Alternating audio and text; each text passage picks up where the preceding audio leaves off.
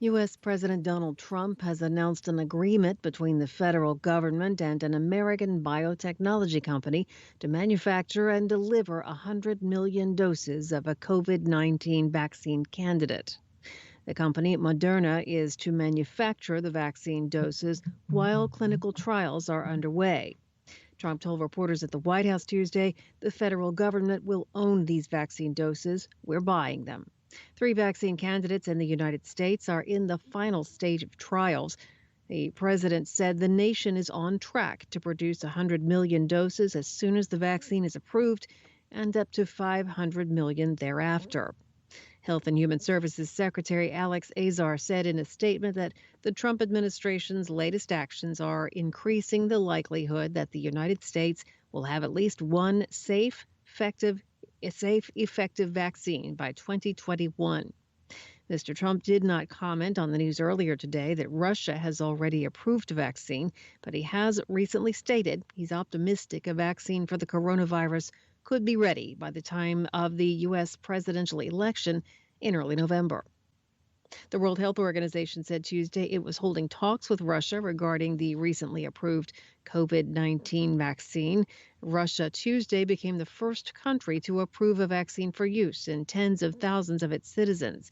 In an appearance on Russian television, President Vladimir Putin claimed the vaccine has proved efficient and has passed all the necessary tests. Those are his words. The announcement was met with skepticism because the vaccine received Russian approval after less than 2 months of human trials and a limited number of test subjects. Presumptive Democratic presidential nominee Joe Biden has chosen California Senator Kamala Harris as his running mate, making her the first black woman and the first person of Indian descent to be nominated for a major party's ticket.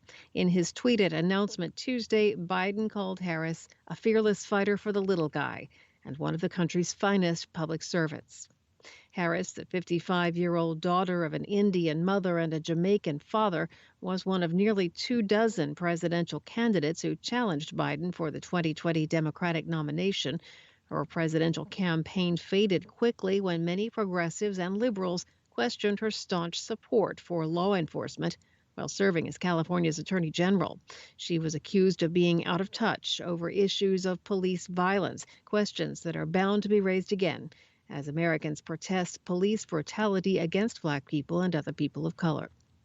Harris is the first woman of color to run for vice president on a major party ticket. Church bells rang and mosques called the faithful to prayer Tuesday in Beirut as the capital of Lebanon marked 1 week since the catastrophic explosion that killed at least 160 people and devastated the heart of the city. Last week's massive blast is believed to have been caused by the explosion of 2,750 metric tons of ammonium nitrate that had been improperly stored at the port of Beirut for 6 years. Some 5,000 people are believed to have been injured and 250,000 were left homeless. Meanwhile, demonstrations continued for a third straight day, despite the resignation of the entire government on Monday. Hundreds of protesters gathered outside the Parliament building, chanting and throwing stones. Security forces responded with tear gas. Behind the scenes, efforts began Tuesday to form a new Lebanese government. Many citizens are demanding an independent cabinet not supported by any of the political parties that have been accused of mismanaging the country's affairs. Many Lebanese citizens are also calling for an independent investigation into the blast because they don't trust a probe by local authorities. Lebanese officials have dismissed calls for an international investigation.